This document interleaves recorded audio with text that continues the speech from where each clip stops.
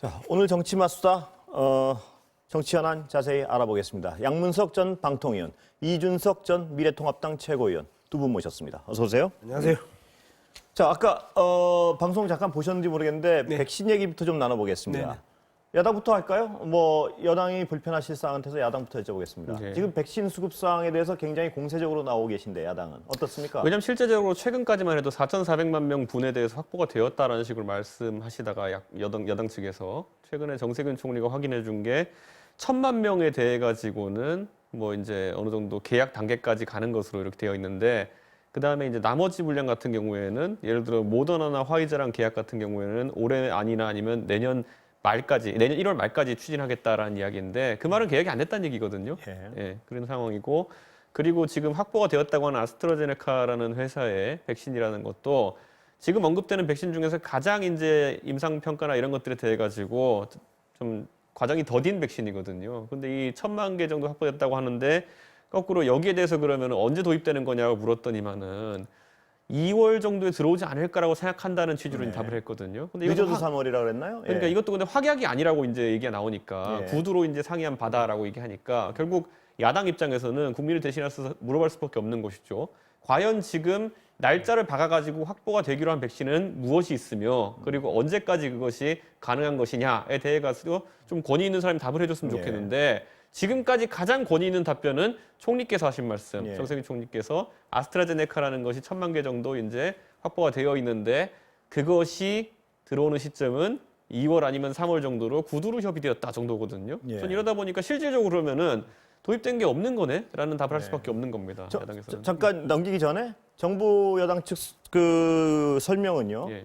당시에 어떤 너무나 불안한 상황이었고 백신 자체가 우리나라는 통제가 잘 되고 있었고 그 안전 상황을 보면서 계약할 수밖에 없었다. 이 주장에 대해서 어떻게 생각하세요? 저는 그런 어떤 리스크, 그러니까 예. 백신 개발에 대한 리스크라든지 부작용에 대한 리스크라는 거는 우리나라뿐 아니라 지금 이미 선구매한 나라들 그 부분을 정부가 이제 변명 내지 해명하는 게 뭐냐 하면 우리나라는 상황이 좋았다 상대적으로 그렇게 급하게 그 리스크를 짊어질 필요가 없었다 이 설명 같은데요. 저는 그러면 만약에 비슷하게 그러면 예. 확진자가 어느 정도 통제되고 있는 나라들 예를 들어 지금 싱가포르 같은 경우에는 몇 주째 지금 확진자 수가 한 자릿수 아니면은 0명이다. 예. 그 나라도 인구가 500만이 되는 나라거든요. 예. 그리고 도시국가이기 때문에 우리만큼 밀도가 높습니다. 그런 상황인데 그들은 확진자 수가 통제됨에도 불구하고 백신을 이미 물량에 맞게 구매를 했거든요. 그렇다면 우리나라에서 지금 정부가 자, 돈 문제나 이런 것이 아니라 국민의 방역을 최우선에 놓고 생각한다 그러면은 백신을 예를 들어서 사놓고 지금 사놨는 나중에 예를 들어서 누군가가 왜 이렇게 과량을 사놨냐 그러면 거기에 대해 답변할 때 우리는 여기에 대해 가지고 뭐 안정성에 대해서나 아니면은 확보 물량에 대해 가지고 우려가 있지만은 그래도 국민 안정이 최우선이기 때문에 이만큼 샀습니다. 좀 양해해 주십시오. 이렇게 얘기하면 그 논리가 되는 것인데 거꾸로 지금 준비된 것이 없는데 거기에 대한 얘기로 정세균 총리가 안정성 문제를 얘기한다든지 아니면 우리나라 상황이 괜찮았다 이렇게 얘기한다 그러면은 그건 변명으로 들릴 수밖에 없죠. 예. 왜냐하면 항상 이런 방역이라는 건 최악을 대비해가지고 준비하는 것인데 예전에 이제 신종플루 때 무슨 백신이 남아가지고 누가 질책받았는 이런 예, 얘기를 예. 하는 건데 잘 생각해보면 그때 이명박 정부 시절이었고요. 예. 그리고 그 당시에 야권이 지적한 것이고 그들이 지금 현재 여권입니다. 예, 뭘 지적 그 백신이 감사원 남았다. 감사를 받았다는 거죠. 백신이 근데. 남았다는 것에 대해 가지고, 그러니까 저는 그런 부분에 대해 가지고 각 지적은 받았을지언정 그 당시에 그것 때문에 방역에 차질이 생기진 않았거든요. 그렇기 예. 때문에 저는 이번에도 정부가 방역을 최우선에 놓고 움직였다 그러면 지금 와서 그런 변명을 하기는 어렵습니다. 예, 양 의원님 넘기기 전에 하나만 거기서 네. 좀 말씀. 그때 감사원 감사를 받은 건 백신이 남아서 그랬던 건 맞는 것 같고 제가 예. 확인해 보니까 그렇죠? 예. 그렇다면 그때 잘 막아서 그것도 남은 거지. 만약에 그때 질책을 하고 징계 비슷한 걸 받은 것도 맞는 거 팩트 같습니다. 예, 보니까 예. 공무원. 그 이명박 정권 당시였고요. 그런 것들이 공무원들을 못 움직이게 한 거 아닌가요? 실제로 그렇고요. 예. 저는 그래서 이제 그 당시에는 또 예. 치료제라는 것이 우리가 기억하지만 타미플루라는 것이 예. 매우 효과적이었기 때문에 백신보다도 치료제의 효용 때문에 사실 신종플루는 극복되었다라고 얘기하는 전문가들이 많은데 예. 그러다 보니까 이번 같은 경우에는 사실 치료제도 확보가 쉽지 않은 상황이고 치료제의 단가라는 것도 지금 항초 치료제라는 것도 40만 원에 달한다고 하니까 과거에 타미플루만큼 치료제의 역할이 크지 않은 상황 속에서는 백신에 좀 더 비중을 뒀어야 되는 것이 아니냐라는 예. 것이 이제 야당의 주장입니다. 자, 이게 뭐 예. 지적이 아플 수밖에 없는 거죠. 예. 그런데 이제 좀 탓을 하기 이전에 좀 정비를 좀 해야 되는 예. 부분이 있잖아요. 지금 뭐 그 감염병과 관련된 예. 선구매할 수 있는 제도가 지금 미비 상태에 예. 있으니까 이러한 그 선구매할 수 있는 제도를 일단 만들어 놓고 그래야 앞서 메르스 사태 때 그 너무 많은 백신들을 신종플루요? 준비했다가 예, 예. 신종플루였던가요? 이 지적받는 일도 이제 없어질 것이고 해서 이제 그런 부분에 대해서는 제도를 좀 완비하는 하나의 또 계기로 삼아야 되고 사실상 이제 그 정부의 K 방역이 뭐 신천지라는 감염원이 있었기 때문에 그 중심으로 막아서 초기에 또 상당 부분 효과를 냈고 예. 그다음에 이태원 클럽 문제 그다음에 8.15 강북질의 사랑제일교회 이렇게 하면서 감염원을 탁탁탁 잡아냈단 말이에요. 예. 그러면서 100명대 이하로 떨어뜨리면서 이제 K 방역에 아주 그 안정된 그 체계를 갖추었는데 사실상 이번 겨울로 들어오면서 감염원을 찾아낼 수 없는 상황까지 예. 급격하게 확대되면서 이제 동시에 두 가지 문제가 이제 발생한 거죠. K 방역에 대한 그 체제에 대한 의심이 이제 국민의 예. 그 불안 요인으로 등장을 했고 이제 이렇게 확산되니까 미국이나 영국은 벌써 그 백신을 이제 맞는데 우리는 뭐해? 예. 라고 하는 이제 불만이 또 동시에 그래서 터졌거든요. 제가 그 부분을 여쭤보고 싶은 네. 게 제도적 선구매를 할 수 있는 제도적 방안을 마련해야 된다. 이 말씀을 여당에서 하시기 전에요. 예, 예. 당시에 그 우리가 안정적으로 관리될 때 지금 네. 이채호도 말씀하셨지만 그때 이 어떤 상황 비상시의 상황에 대비해서 백신 선구매를 했어야 한다는 게 정책적으로 옳은 판단 아니었느냐는 사후적 판단인데 이 부분에서 한 나라들이 있습니다. 네, 그 예. 부분에 대해서는 분명히 그 지적받아도 이제 마땅한데요. 예. 근데 당시 정황을 우리가 이제 설명을 할 예. 때 그 우리가 감기 백신에서 이제 많은 그 사상자가 발생을 했었잖아요. 예. 초가을에. 예. 그러면서 이 백신 자체에 대한 안정성에 대해서 너무 신중하게 접근했다라는 예. 거예요. 제가 보기에는. 그런데도 불구하고 총리께서 이렇게 백신에 대한 준비를 못했다라는 부분에 대해서는 사실상 이 스스로 이 자기 반성적 그 메시지를 보냈었잖아요. 사과의 메시지 같은 이런 부분을 이제 백신의 의존도가 이렇게 높아질 줄 몰랐다고 이제 표현을 예. 했단 말이에요. 이 문제에 있어서는 그 이채구도 이야기했던 것처럼 어떤 상황이 어떻게 이 확산될 줄 모르고 그다음에 계속해서 정의경 본부장이 올 겨울에는 엄청난 그 확산이 예. 일어날 수 있다고 계속해서 경고를 해왔단 말이에요. 그러면 관계 당국에서 그런 경고를 하면서 백신 그 구매와도 함께 움직였어야 되는데 제가 보기에는 이 법적인 구멍도 있었었고 그다음에 지나치게 신중했다. 예. 좀 욕을 먹더라도 좀 더 많이 준비를 했어야 되는데 뭐 백신이 보관할 수 있는 기간이 한 4개월밖에 안 되니까 여기에서 또 구매했다가 이 부분을 또 뭐 땅에 묻는다는 둥 이러면서 또 그 국부 유출이라는 둥 이런 부분에 대해서 일정한 이 제도적 보호 장치가 있었으면 이런 사태가 발생하지 않았을 텐데는 아쉬움은 있는데 어쨌든 현 정부가 이 백신 문제와 관련해서는 뭐 유구무원이죠. 저는 예. 근데 이번에 보면 예산 같은 경우에도 저희 야당 같은 경우에는 예산국회 때도 그렇고 그 전에도 그렇고 추경 때도 그렇고요.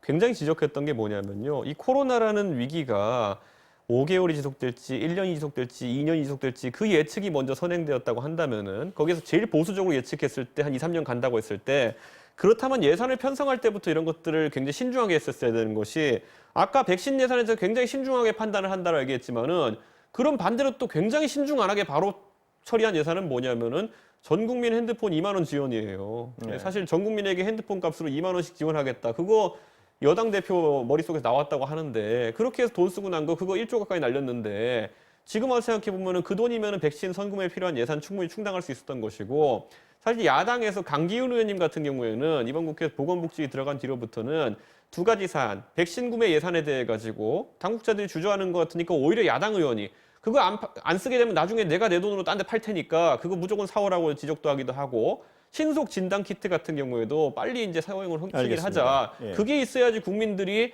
결국에는 하루 빨리 본인들이 테스트를 해보면서 이제 결국에는 위기에 대해서 대응할 수 있지 않느냐 이런 얘기를 했는데 그 두 가지가 결과적으로 굉장히 옳은 말이 됐습니다. 알겠습니다. 그 정책적으로 당시 이 얘기를 약간 더 네, 당시에 어떤 공무원들이 꺼리는 분위기가 있었다면 적어도 네. 누가 정치권에서 힘 있는 분들이 책임지고 내가 책임질 테니까 사야 된다 미리. 네. 이 얘기를 아무도 안 했다는 건 뭐 분명히 정책적 착오는 맞는 거죠, 이거는. 네. 예. 네. 그러면 마지막으로 하나만 더 여쭤보고 끝내겠습니다. 그러면 예를 들어서 우리가 그동안 한 게 백신 아까 이채호도 얘기했지만 2월 준비된다, 3월 준비된다, 4천만 도스다. 이렇게 말을 자꾸 바꾸는 듯한 모양새가 아니고 우리 사실은 그땐 통제가 돼 있었고 네. 그때 이러한 판단 착오가 있었고 지금 우리 상황이 이렇다고 투명하게 내놓는 어떤 그 시점이 훨씬 빨랐어야 된다고는 어떻게 안 보십니까? 어쨌든 총리가 그렇게 이야기를 한 상황이고 그리고 그 앞 상황에 있어서는 혼란이 있었던 부분, 혼란이 그리고, 있었다는 것이죠. 혼란이 있었다는 예. 부분에 대해서는 뭐 변명의 여지가 없고 예. 어쨌든 총리께서 이제 그 부분에 대해서 명확하게 말씀하셨고 그다음에 백신의 의존도에 대한 부분이 이렇게 높아질 줄 몰랐다라고 이야기를 했던 부분들은 이제 이 권위 있는 최고의 그 권위 있는 그 정부 당국자가 이제 이야기를 했던 부분이고 사실상 사과의 다름 아닌 표현이라고 저는 생각을 합니다. 예. 문제는 얼마만큼 더 빨리 그 화이자뿐만 지금부터요. 아니고 예. 이제 다양하게 백신들을 확보하느냐의 문제고 예. 그리고 뭐 지금 그 아스트라제네카인가요? 그 부분은 뭐 이번 달에 영국에서 그 이 승인 받고 뭐 다음 달 초에 우리나라에서 승인 받고 그다음에 뭐 그 1월 말이나 2월에 미국 그 FDA에서 승인 받고 하면 전체적으로 빨리 속도가 이제 날 가능성이 높은 부분인데 그 부분에 대해서도 하나하나 지적을 하면 딱히 그 정부가 이제 제한적이잖아요. 총리가 하신 이야기가 그 빠르면 2월, 늦으면 3월이라고 이야기를 했는데 이제 여기에 언제 계약했냐, 얼마만큼 계약했냐, 그 다음에 계약은 했냐, 안 했냐, 서명 직전이냐 아니냐 수많은 그 논란이 있는데 일단 이 부분에 대해서 총리가 그 백신 준비가 안 된 부분에 대한 인정을 했고 그리고 빠른 속도로 문제를 해결해 나갈 것이라고 이제 약속을 예. 했기 때문에 지켜보는 수밖에 알겠습니다. 없는 저는 그런데 야당 입장에서 저희는 계속 궁금한 것이 아까 아스트라제네카 백신 같은 경우에는 언론에 공개된 개량 단가가 4달러 정도라고 이게 뭐 햄버거 돈이 4달러라고 지금 나와 있는데 근데 이제 저희가 이제 봤을 때 안정성이 확보됐다고 생각하는 모더나나 화이자 백신 같은 경우는 20불 이상이다. 이미 가격이 더 올랐을 것이다라고 이제 판단하는 상황 속에서 지난번 국회 때 분명히 민주당이 치킨 산다고 1,000원짜리 한 장 들고 나왔는데 저걸로 못 살 텐데 왜 돈을 더 증액하자는 얘기나 아니면 예산을 다시 편성하자는 얘기 이런 얘기를 잘 안 하지? 이거 약간 궁금한 겁니다. 실제로 협상이 진행돼 가지고 예를 들어 가격까지 협상하고 그래가지고 국민에게 5천만 명에게 공급할 만한 물량을 확보하려 그러면은 지금 주머니는 1,000원짜리 한 장으로는 분명히 안 될 텐데 과연 협상을 제대로 하고 있긴 한 건가 이런 생각을 하게 되거든요. 이거 빨리 선거가 났으면 좋겠습니다. 그 여당으로서는 이 부분은 뭐 착오를 인정하셨으니까 그만하시죠. 예? 뭐, 아니, 뭐 돈이 더- 필요할 텐데 왜 돈 얘기를 안 하지 마 이런 생각을 하는 거죠 계속. 더 어떤 해명하실 부분은 별로 없는 거 없죠. 예, 예. 그만하겠습니다. 이 부분. 예. 예. 자, 안철수 예. 대표시죠? 지금 대표신가요? 국민의힘 아, 대표시죠. 대표시죠? 예. 아, 죄송합니다. 잠깐 헷갈렸어요. 예. 자, 서울시장 출마에 대해서는 어떻게 보세요?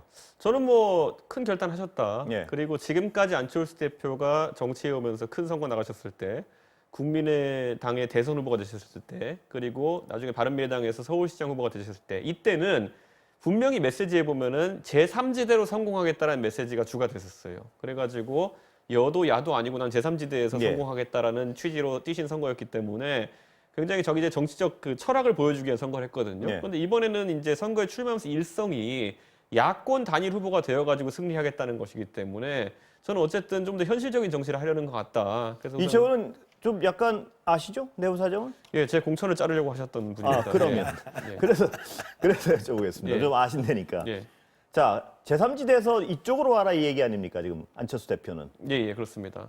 국민의힘이 이쪽으로 와라. 예. 가능한 일입니까? 어떻습니까? 저는 근데 제가 봤을 때 안철수 대표가 지금까지 정치적으로 항상 아까 말했던 대선도 그렇고 서울시장도 그렇고 초기에 스타트는 굉장히 좋았는데 뒤로 가면서 이제 정치적인 면을 풀면서 약간 좀 난항을 겪어가지고 항상 기대했던 득표율만큼 안 나오고 당선이 안 됐던 적이 있는데 이번에도 마찬가지입니다. 안철수 대표 어쨌든 야권 대표가 지주자가 돼가지고 뭐 서울시의 잘못된 점을 캔다든지 아니면 문재인 정부가 맞서겠다는 메시지는 굉장히 지금까지 괜찮았는데 다만 여기서 지금까지 안철수 대표가 항상 했던 것처럼 나를 중심으로 모여라. 그거 빼고는 안 된다. 예.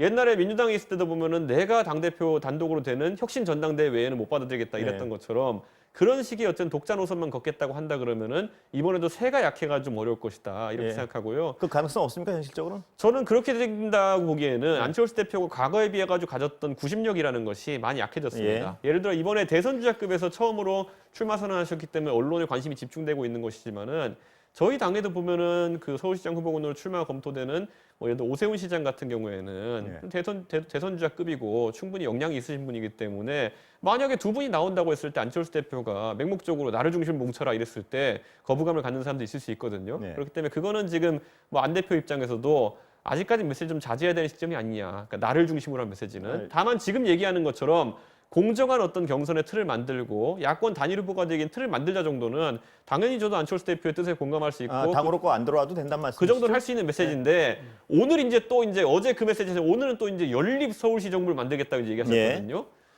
이게 또 슬슬 과거의 생각이 떠오르는 그건 게 무슨 의미인가요? 당의 어쨌든 국민의당의 형체를 유지하면서 본인이 시장이 되고 예. 국민의힘과 연립 서울시 정부를 만들겠다는 것인데 이건 또 무슨 얘기하는 거지 하는 약간 그런 의구심이 드는 단어이기 때문에 다시 이따 안철수 대표에 대해서 좀 여쭤보겠습니다. 예.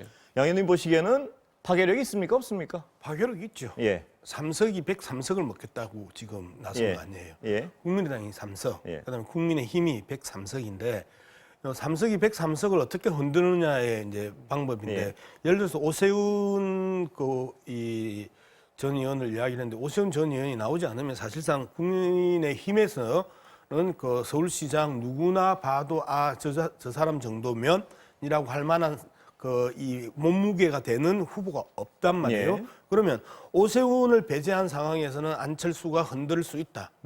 꼬리가 몸통을 충분히 흔들 수 있다고 보는 거고 실질적으로 연립 정부라는 부분은 국민의힘과 같이 할 수 있다라는 걸 계속해서 메시지를 던진 거잖아요. 범야권 단일 후보에서 그 정의당에서 이제 혼이 나니까 이제는 이제 연립 정부라고 이제 입장을 바뀌었단 말이에요. 그런데 여전히 야권 연립 정부지 범보수 야권 연립 정부가 아니란 말이에요. 예. 계속 이제 정의당까지도 그 엎으면서 들어오면서 지금 묘한 스탠스의 변경들을 예. 보이고 있는데 실질적으로 막판으로 가면 이제는 1대1 예. 양강 구도로 이제 잡혀 나가려는 순간에 국민의힘도 손을 들 가능성이 높아요. 예. 오세훈 후보가 출마하지 않는 이상에는. 예. 그러면서 자연스럽게 그 당대당 통합, 3석 대 103석이 당대당 통합을 할 수 있는 가능성도 충분히 있다. 그 부분을 지금 흔드는 거고요. 예. 저당을 흔드는 건 이해되는데 네. 여당으로서 보시기엔 어떻습니까? 이거 여당은 중도층 흡수나 뭐 이런 어떤 확장성이나 이런 여당은 부분에 반문재인 전선을 그동안 선거 때마다 예. 그 야당에서 해왔기 때문에 그 부분에서 충분히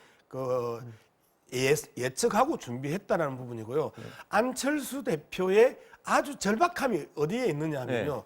내년 그 보궐선거에 나가지 않으면 후내년 그 대통령 선거는 아무런 존재감이 없어요. 예. 그렇지 않아도 3% 전후의 지지율 행보를 계속 해 나가고 있는데 지금 상황에서 다른 여타의 그 군수 후보보다도 못한 상황에서 지금 존재감을 보여야 그 국민의 당이라는 이름으로 뭔가 당대당 통합을 하든 안 그러면 실질적인 독자 노선을 걷든 뭔가 정치적인 영향력과 파워와 국민들의 관심과 언론의 그 스포트라이트를 받을 수 있는데 지금 상황에서는 그 아무것도 안 돼 있는 상황이기 때문에 계속해서 그 범야권 후보 또는 범야권 그 연립 정부로서의 서울시 네. 이는 그 표현을 던지면서 계속 낚시질을 하고 있는 거죠. 알겠습니다. 예. 자, 이제 또 안철수 대표 얘기를 잠깐만 더 하고 다른 걸 얘기해야 될 것 같은데요.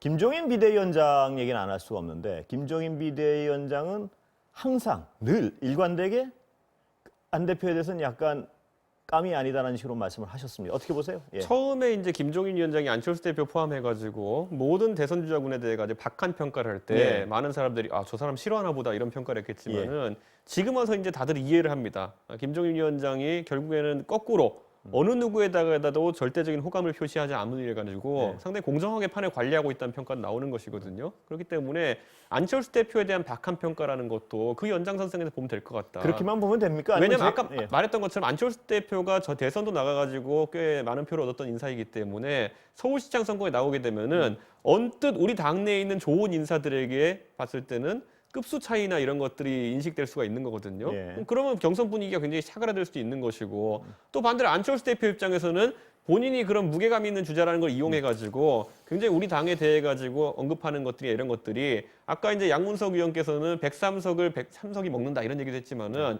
그런 관점을 가지고 만약 접근한다고 하면은 이거는 시너지가 날 상황도 안 나게 되는 겁니다. 예. 그렇기 때문에 김종인 위원장 입장에서는 상황을 관리할 필요성이 있다라고 인식하는 것 네, 같습니다. 김종인 위원장에서 예. 입장에서는 기분이 나쁘죠. 안철수 대표가 김종인 비대위원장 되고 나서 당 지지율 똑같잖아. 예. 경제적으로 의미 없는 거잖아. 예. 라고 직격을 먼저 이쪽에서 직격을 했단 말이에요. 예. 3석이 103석을 먹는 데 있어서 아주 비전략적으로 그 적자적으로 계속 이야기를 한단 말이에요. 예. 마찬가지예요. 범야권 단일 후보. 예. 여기에서 범야권 연립 정부로서의 서울시 이런 그 개념의 변동들은 정치적으로 아주 다양하게 예. 해석될 수 있고 차이가 크거든요. 이렇게 계속 말을 바꾸는데 너무 적자적으로 말을 바꾼단 예. 말이에요. 우상호 의원이 그렇게 이야기했잖아요. 18일 만에 서울시장 절대 안 나간다고 하더니 갑자기 서울시장 출마 예. 기자회견을 안철수는 거기서부터 사과해라 예. 라고 하는 이 18일 만에 입장을 바꾸는 안철수를 쳐다보면서 어느 국민이나 어느 국민의힘의 당원들이 좋아하겠냐. 예. 그럼에도 불구하고 다시 힘을 만들어 나가면서 우리가 지금 여기서 토론하고 있잖아요. 예. 벌써 언론의 스포트라이트를 받기 시작한단 예. 말이에요.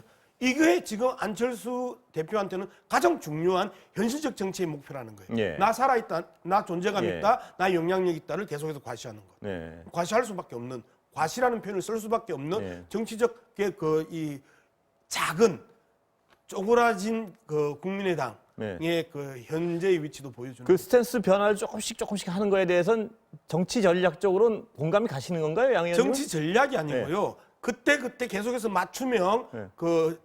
이라는 거예요. 네. 그러니까 플랜이 있고 네. 그 다음에 전략적으로 한 스텝 밟아가면서 그런 게 아니란 접근하는 말씀이죠? 게 아니고 네. 계속해서 이쪽에서 이렇게 얻어맞으면 거기에 대한 그 수정안을 내고 네. 이러면서 정치적 신뢰감이나 정책적 슬로건 자체마저도 이제는 불신을 받을 수 있는 걸 자초하는 거예요. 예, 예.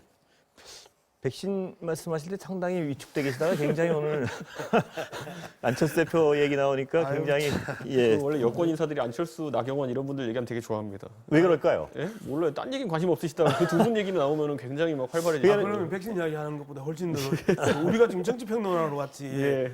코로나 감염과 관련해 가지고 평론하는 건 아니잖아요. 예, 근데 어쨌든 안철수 대표 입장에서는 과거 이제 아까 말했던 예. 대선으로 국민의당으로 대선 뛰어들 때 모습이나 바른미래당으로 서울시장 뛰어들 때 모습보다는 본인의 메시지, 아까 말했던 것처럼 제3지대를 구축하겠다. 그것보다는 지금 현실적인 당위론적인 측면으로 이제 가겠다는 생각이 강한 것 같은데 이거는 안철수 대표 입장에서 약간 생각해 봐야 될 예. 겁니다. 안철수 대표가 지금까지 갖고 있던 것은 뭐 어떤 도덕적인 이미지라든지 IT 전문가로서의 이미지라든지 여기에 더해가지고 정치적인 면은 약간 배제되고 정치는 미숙한 것처럼 보이는 이런 모습이 결합된 거였는데 이번에는 아주 대담하고 정치적인 메시지를 통해서 정치 이제 행보를 했기 네. 때문에 이걸 계속 이어나갈 수 있느냐 이게 굉장히 중요한 것이거든요. 저는 근데 이거 다음 메시지가 뭘까를 네. 기대하고는 있으나 근데 불안합니다. 저는 한 가지만 물어요. 예. 대담하다라는 표현이 네. 18일 만에 서울시장 안 나가겠다고 하다가 18일 만에 서울시장 나가겠다고 하고 범야권 후보 이야기하다가 이 범야권 연립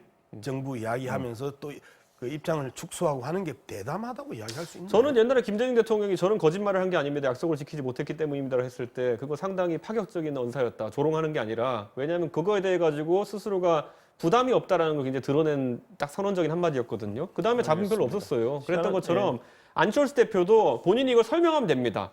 아까 말했던 건 양준석 의원 말했던 것처럼 18일 만에 생각을 바꿀 수밖에 없었던 거는 내가 진짜 야권에 있어가지고 서울시장 선거라는 것이 이 선거를 지면은 내가 원래 품에 두고 있었던 대권이라는 것도 바라볼 수 없는 상황이기 때문에 내가 먼저 희생해가지고 대선 주자급에서 희생하는 행보를 하겠다라고 이야기하면는 저 같은 사람도 알겠습니다. 그건 안철수 시간을- 대표의 진정성을 받아들일 이채원님, 겁니다. 지금 시간 다 돼서 오늘 여기서 갑자기 오늘 막 밀려가지고 여기까지 듣겠습니다. 다음에 뵙겠습니다.